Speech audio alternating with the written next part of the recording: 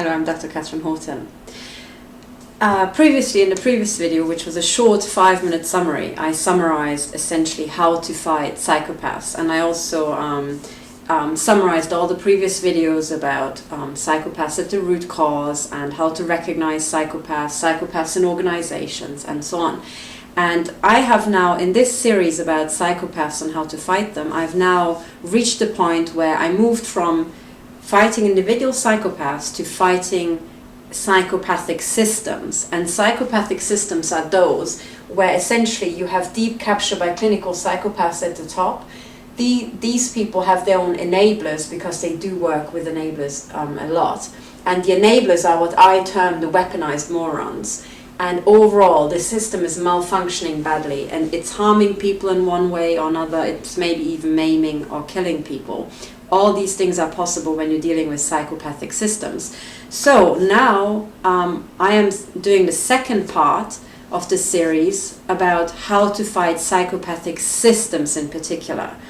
And this is a much more challenging task because, in a sense, you are dealing with a network of psychopaths. So one psychopath is bad enough. Anybody who works in maybe forensics or crime investigations knows that when you have a psychopath, for example a serial killer or something, it's a major headache because these people are nuts, right? But when you have a system in deep capture, imagine you're not just dealing with one person like that, you're dealing with an entire gang, right? And these people are networked. They will have people like them in other organizations.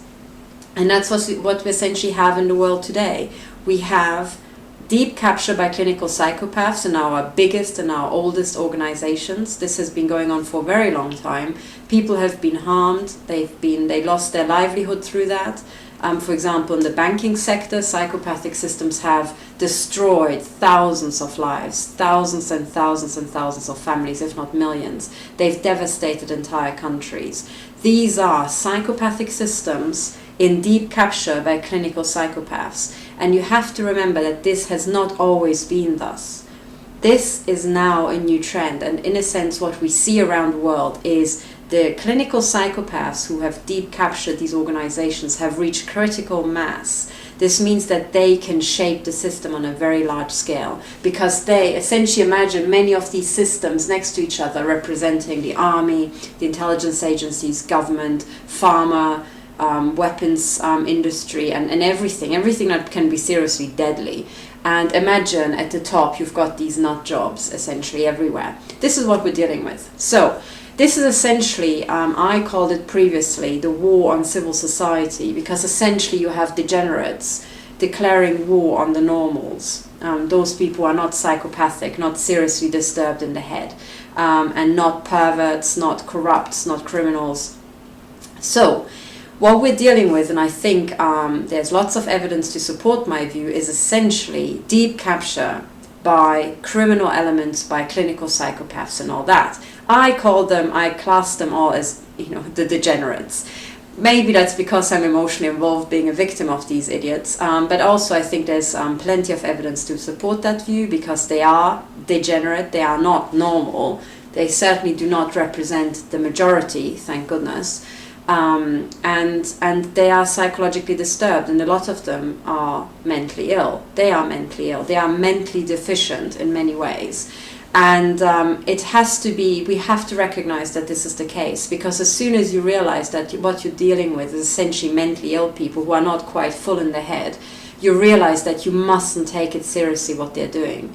You must not, because it's essentially an expression of their mental illness. It's not an expression of good government policy or good business strategy or good financial planning by any means. They are living out their own degeneracy, and the quicker we realize it, the quicker we move on to actually dealing with solutions. So the overall situation is that we have the intelligence agencies running amok.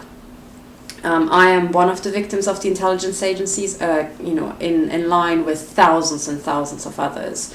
I have been stalked and harassed. I have been, I think, probably chipped or infected with nanoparticles. They are non-stop shooting electromagnetic weapons into me. since January 2016 overtly, but I was attacked with electromagnetic weapons way before then. I'm essentially fighting for my life, but I also, because what I am originally as a particle physicist who then changed to the study of human systems, I have spent years analyzing the economy, the financial sector, currency systems, many other things, employment and especially unemployment and so on. And I have discovered that pretty much everywhere our systems are what my generation would be called thoroughly fucked. And everywhere the pattern is exactly the same. Everywhere these systems have turned essentially psychopathic. And if you want to understand what a psychopath is, you could watch films like The Silence of the Lambs, or you could look at past cases of serial killers, and so on and so on, and you will see that these people are very disturbed, quite out there, and what they have in common is essentially a total lack of empathy, a very calculating, ruthless way of isolating their victims and taking them over. And typically psychopaths eventually move on to maiming and killing people to reaffirm their own power. This is essentially the ultimate power a human being can have, which is to maim and murder another human being. And one step up from that is to maim and murder lots and lots of human beings. So this is what we're dealing with. So if we're now coming across systems that are severely psychopathic and are maiming and murdering a lot of people, that's why. It's not because it's normal, it's not because this is how the world has always been, no. It's not because this is how the world always will be, no. This is the reason for that is that everywhere around the world we've got these pyramid organizations, hierarchical structures everywhere, in companies and institutions, absolutely everywhere. You will recognize this is an organigram, and you will recognize this organigram. Sometimes there are departments, sometimes there's not 2 but 5 and so on, but overall you will have this pyramid hierarchy with the tapering to the top. As soon as you have that, you essentially have a deep capture machine. This is a deep capture machine. Deep capture is the ultimate end result by design. By design, you have to understand that. Why do we have this sort of setup? Well, I think it's because we're group animals and we are genetically predisposed towards following a leader. Some of us are genetically predisposed to be leaders. They are more dominant, they are more alpha, they don't bow to other people, they lead. They go ahead, they go their way and they don't listen to anybody. And other people can be swayed. Now this is there is a way to override it with your brain. So just because you were born following somebody doesn't mean you can't become a leader. That's the power of the human brain, okay? But you have to make a conscious effort. But what is certainly a given is that we are group animals, right? And then this structure is very intuitive because you have these groups following a leader who then in turn follow a leader and follow a leader. It's essentially in mathematics, this is a fractal. So it doesn't matter at what scale you look at, you see the same pattern more or less, right? This is a fractal. So our organizations are a fractal setup. So if you zoom in, you'll see this kind of pyramids. If you zoom out, you see big pyramids and so on and so on. And it's because you can put people together like that, and all you need is always a stronger leader with even more power displays and more dominance, and that's why we have that. But the bottom line is that we have these psychopathic systems that ended up in deep capture, and everybody's like, oh my god, what we're gonna do? How could this have been? Well, it's by design. It's not a bloody surprise we have these problems because it's essentially inscribed in every single organization we have. If you make a pyramid organization like that, you essentially just set the kitchen clock or set the timer, and it's just a question of time, tick tock, tick tock, tick tock, until you get one psychopath into the organization who goes to the top and captures it all. Or actually, once I asked the question of what is the most common form of capture, and psychopathology is only 1% in the population, and this was, I think, at the end of the video about capture. The answer to that quiz question is actually human stupidity, because that's the most common form. So the most common form of capture is actually through stupidity. So you either have an idiot at the top or a psychopath, but both is really, really bad. So that's what you end up with, invariably. And I'm sure that we all have enough life experience to confirm one or the other. So now we need some sort of methods to fight these psychopaths, and there are certain methods to fight them. You just have to recognize what defines a psychopath and invert that to make it their greatest weakness. Now, a psychopath will have a total lack of empathy. They'll try to isolate their victims and, essentially snip all communication channels for that. And they take themselves incredibly seriously, and they are continuously trying to command respect. They have these power props and so on, like black limousines and chateaus and big buildings where the doors make you feel small because they're so huge, and it's like, wow, we're big and all this sort of stuff. That's very psychopathic. Normal people don't really mess around with that stuff because they don't need to. But as for a psychopath, this sort of, it actually also triggers arousal. They feel good about themselves, they feel powerful. Power, I think it was Henry Kissinger, who would know because I think he's a psychopath himself. He said that power is the ultimate aphrodisiac. Well, yeah, for a psychopath. For a psychopath it is.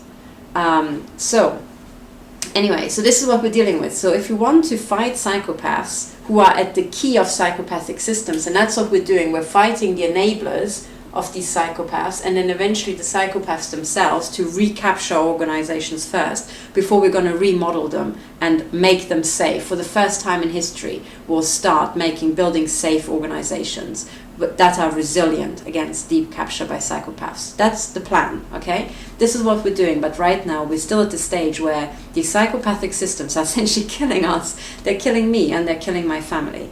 The idiots in the intelligence agencies have been attacking me now for half a decade, and they have been attacking me overtly physically with assassination attempts and death threats for over a year now. So it's kind of urgent. So if you want to invert this, as I said in the previous very brief summary, we will have empathy, we'll communicate with absolutely everybody openly, because opening the floodgates to communication is essentially the antidote to psychopathology. They can't, because the normal people, who are still the majority, will club together and turn on the psychopaths. That's what we're going to have. And that's the way to do it. So communication channels. The other thing is utter disrespect to the psychopaths. Total disrespect. You don't take that power prop seriously. And then humor. You mock them. Okay? And make it funny. Because if it's just disrespect and no high-class humor, then it's very defensive and very vulgar. And, I'm guilty of it sometimes because I'm just so fed up with these people. But if we can, let's train ourselves to just be funny by one way or another and utterly mock them into the ground. Do not take them seriously, because what they're doing is daft. So, essentially we will use empathy, open communication channels, disrespect and humor. This for sure works. I know that to work. And what are we going to do? Well, I said we're going to recapture the organizations from these moronic enablers and from the psychopaths. And then we're also going to go through a phase which is also very important, and that's essentially mending the systems and healing. Because a lot of people have been essentially been the victim of terroristic acts. And these days there's not just, the sort of what I would call, ballistics-based terrorism, where you have essentially, guns, or you have bombs and stuff like that. That's not the only terrorism we have these days. We have also financial terrorism, right? And essentially the collapse of several countries' finances is that. The financial crisis was financial terrorism on a large scale. There's also more general economic terrorism, essentially depriving people of resources, right? Then there's many other forms of terrorism. There's psychological terrorism, and gang stalking in this terror campaign is part of that. What other things I can say? There's also medical terrorism, by the way, it's affecting people's health, which is very similar to normal terrorism as well. But I don't just mean biological weapons. There's many other ways you can damage people's health, but it's another form of acts of war and terrorism. And there's also cyber terrorism, as we can and cyber sabotage as well. And victims of the intelligence agencies have experienced that prolifically. And there's many other forms. I mean, you can go through the list as well as I can. And there's, information terrorism as well, In a sense, you can terrorize people by feeding them biased information, by making them scared, and terrorizing them by conjuring a wrong picture. So psyops are essentially, information terrorism most of the time. There are also other elements, but that's what it is. So we're dealing with all these different forms of terrorism emanating from psychopathic systems and psychopaths. And what we have to do is counteract that, and we have to pick up absolutely everybody who was harmed by this, and we have to heal them, we have to repair everything, all the damage that has been done, and we have to mend. So what I'm about is essentially about empathy, communication, total disrespect towards psychopaths and corrupt people, humor if I can muster it, and then I am entirely working on healing, mending, repairing, and building new systems, resilient systems, which are resilient against deep capture by clinical psychopaths and all the other aspects. This is what I stand for. And essentially when the takedown operation started on me and essentially went full whack, that was in Munich zone next to the Bundesnachrichtendienst in Pullach. I was trying to start a company, and this company was exactly trying to do what I just said, which is counteracting the effects of economic terrorism. So starting with the high rates of unemployment and building a system whereby people can get back into work and essentially make the most of their own resources, their intellect and their skills in a way that was a totally different system. So this is what I am working on. But unfortunately then I became the victim of the BND takedown operation that they ran together with MI5 and MI6. And this has followed me now to Switzerland, where I'm now being essentially shot to pieces with electromagnetic weapons, microwave weapons, run by the previous two intelligence agencies in conjunction with the Swiss NDB. There we are. So I do know my share about psychopathic systems. So let's start. This is now the big picture. This is the battle plan, and I want you to also understand that this is a war. This is a war, but this time, let's not be so stupid to think that this is a war against specific individuals, like specific religions or specific nationalities. No, this is, in the first instance, a war of the normals on the psychopaths. That's what the real war is. It is the normal people against psychopaths, against a key core network of highly connected, very powerful clinical psychopaths. That is the war. And it is a war. It is a war about ultimate survival. Because what these psychopaths are doing is essentially murdering people in very large numbers. They've reached a stage whereby they have been killing individual people. That's where all this ritual sacrifice bullcrap comes in. It's essentially true, yes, that's true. They have been reaffirming their power by murdering children and women and vulnerable people for decades. And now they want to murder people in large numbers for the ultimate power aphrodisiac. It's just not going to happen. Because it's just not going to happen for the reasons that we have the internet now, and that's essentially exactly this communication channel. And networks are the most non-linear things we have on planet Earth. Our brains are networks, so of synapses and so on. That's why they're so non-linear. It is unbeatable. The mathematics of networks is absolutely unbeatable. And when you have a large network of essentially normal people fighting a minority of psychopaths, network effects already mean that the battle is won before you even got going. The question is how many people these psychopaths are going to kill before they realize that surrender is the only sensible strategy for them to do and to cycle with us to sustainable systems. Anyway, that's where we are. There are very few people who really have their head wrapped around this, so we have to kind of still communicate it to the psychopaths. So not really, on the, the front of the wave, shall we say, in this matter. But we are in this war. It is against psychopaths in the first instance, and in the second instance, it's essentially a war of systems. I am now, and for that, my husband, every time I wear this shirt, I didn't realize when I bought the shirt, this just looked like ivy to me, and I thought, oh, that's really pretty. And then the first time I wore it, he said, you look like urban camouflage. So, you know, I call this now since then my urban camouflage outfit. And I happen to wear it as well, which is just as well because I'm now talking to you about combat and war. But this will not be a bloody war. This will be a totally novel war. It's essentially a war of systems.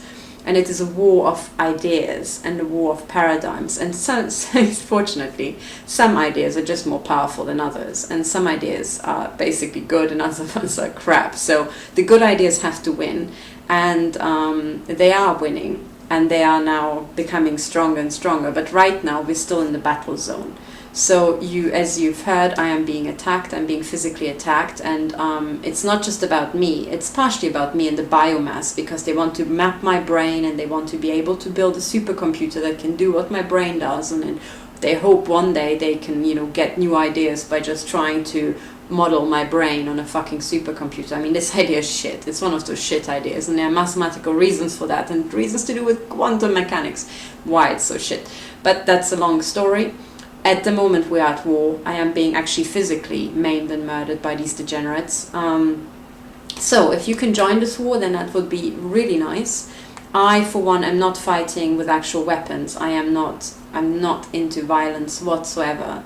I am fighting with other things. I'm fighting with mathematics and with ideas, which is in the end actually more powerful and also more well, sustainable, shall we say. And that's what I'm about. I'm about resilient and sustainable systems. So this is now the prep talk, essentially where this is now the episode which is about fighting systems, and I also term it essentially the Nazi hunt. Okay, and I call it the Nazi hunt because we have a lot of, and when I say Nazi, I also want in your mind to remember what happened during Nazi times, that disabled people, you know, ethnic minorities, homosexuals, Jews, and many other people, and socialists as well, and communists, were murdered in large numbers. Essentially, those psychopaths ran amok, and they took any old excuse, really, to murder people. Then, it didn't stop with the Nazis. I call it the Nazi hunt because a lot of the experiments run on the victims are essentially, you know, documented to be from the Nazi death camps. So that's why I shall refer to the Nazis. But I want you to be aware that the communists did exactly the same thing. They rounded people up, and at first they said they're just rounding people up who are not communists. They said they're going to round people up who are aristocrats or very rich, and eventually they rounded up absolutely everybody who disagreed with them. So again, we had psychopaths at the top, taking any old excuse just to maim and murder people for their own power game. Okay, so Nazism and communism, it's all the same. For me, it is essentially deep capture by clinical psychopaths, and to me it doesn't matter what they call themselves. You know, if they call themselves like the Nazis or communists or the Illuminati or the Freemasons or, you know, any other new brand or neocons, or I don't care. Because they're all psychopaths, and I don't really care about their power props and their little, like, you know, networking clubs and the little, like, other sort of recognition signals that they have. It's all bollocks to me. It's total and utter bullshit. Ultimately, we're talking about psychopaths wanting to maim and murder people, and that's all that matters to me. So they're all the same. Okay. But for now, I shall call it the Nazi hunt, because what they're doing essentially is picking people, and now I'm talking about a specific case of the intelligence agencies running amok and murdering people, and maiming them, infecting them with nanotechnology, implanting them against their will by breaking into their home, anesthetizing them, and literally people wake up with scars the next morning from, you know, small operations where people use laser surgery to have very fine scars and so on. Crazy, whacked out nonsense, but it's true. Sadly, it's true, but a lot more crazy stuff has happened.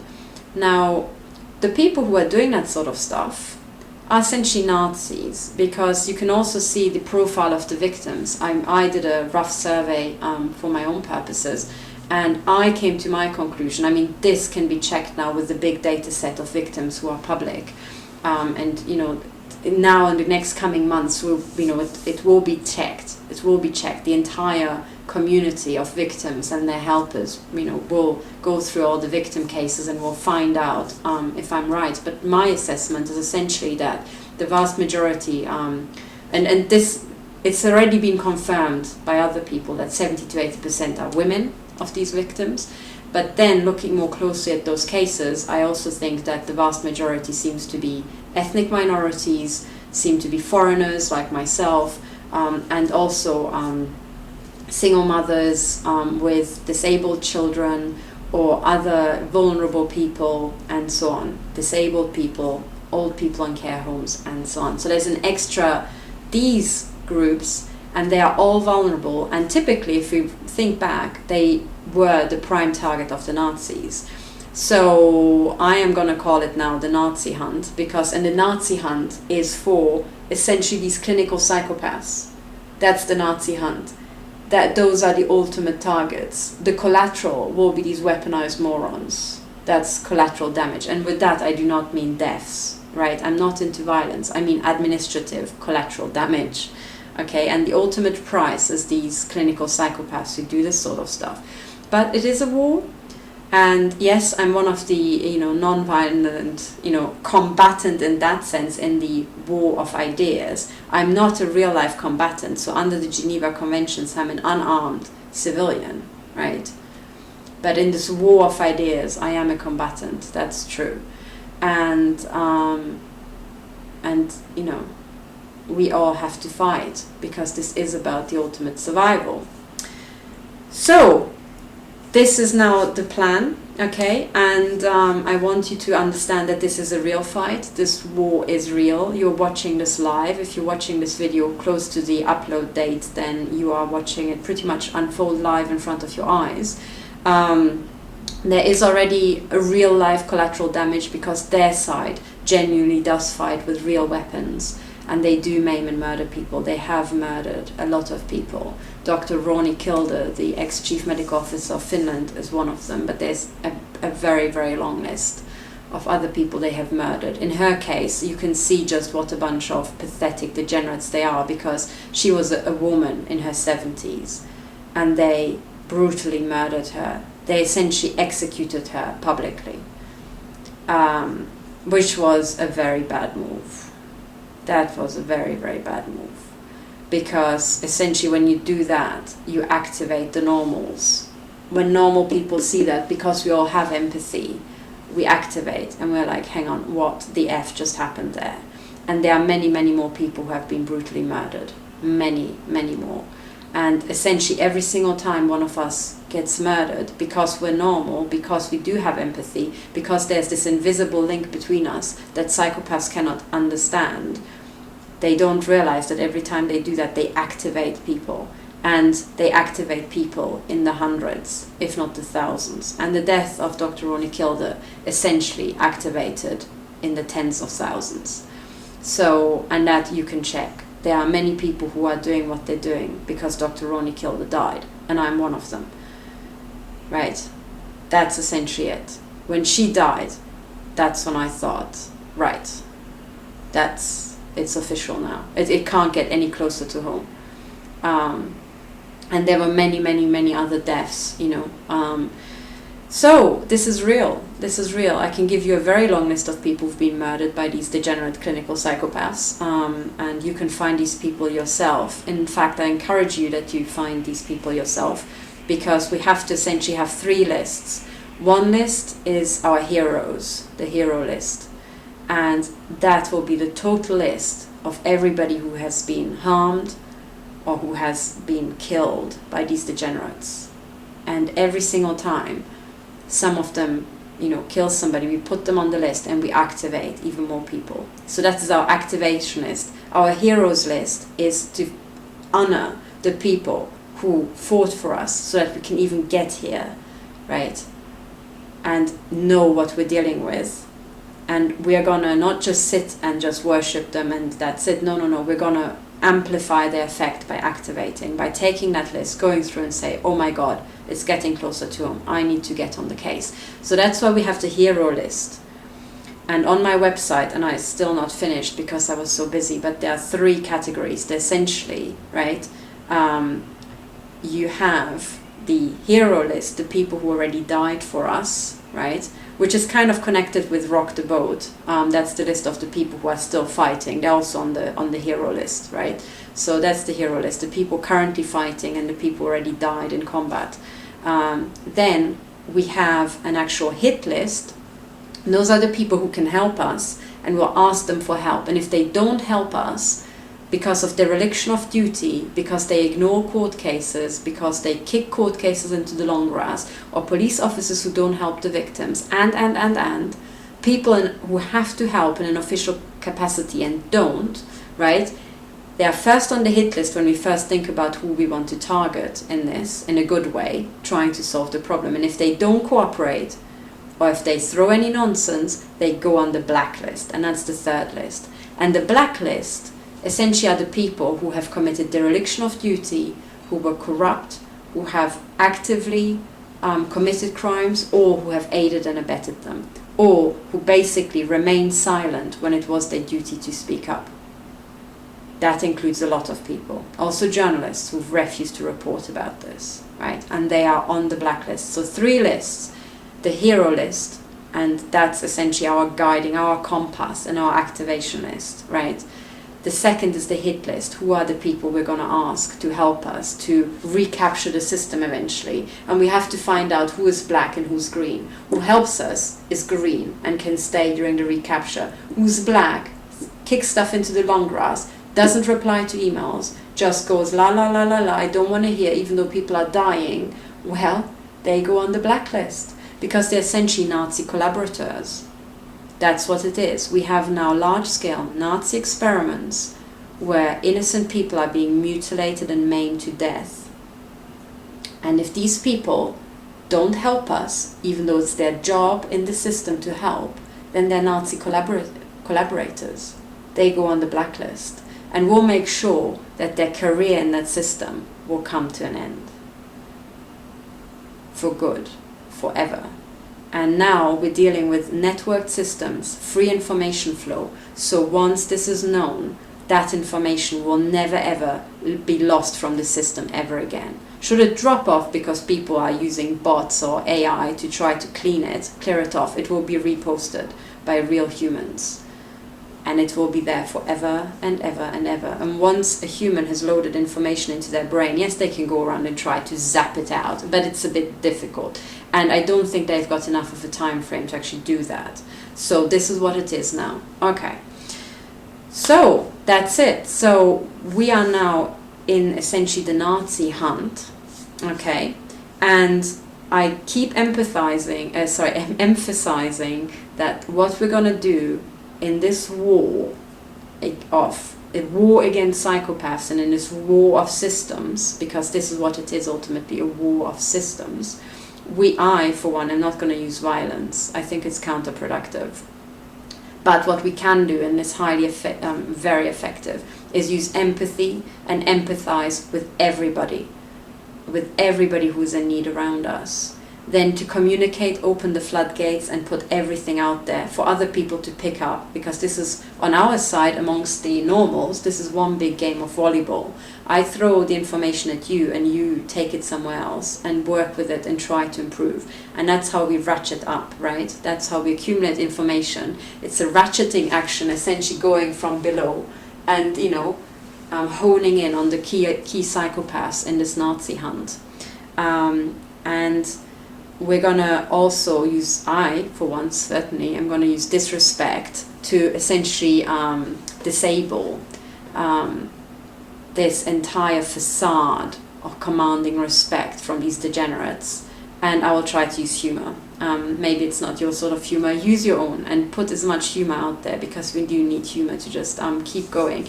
And also it's a sort of recognition system or communication system, insider kind of authentication in this war, because weaponized morons don't understand humor. They're too freaking stupid. And then psychopaths, which is category C, right, out of the picture, psychopaths also don't really have that much humor. Some of them do, but it's a bit crap humor. It's all very like pulling people down, denigrating others. That's not really funny humor, it's just stupid. But normal people actually do respond immediately. So, you know, you will recognize who's on your side based on the humor as well. So, and the goal is healing, mending, repair. So anything to do with healing, mending, repair, please post it below. This is what we're doing. We're recapturing. We are, you know, identifying the weaponized morons. We're replacing them, with genuine people, and then we keep going up, right? If we find a real psychopath, well, this person's gonna go to jail or some sort of safe containment, or they will be watched until the end of their life, because they're the real dangerous people. So now we have the situation where innocent people are on these watch lists by the intelligence agencies, who are in turn run by clinical psychopaths, but actually it's the psychopaths who should be on these watch lists, right?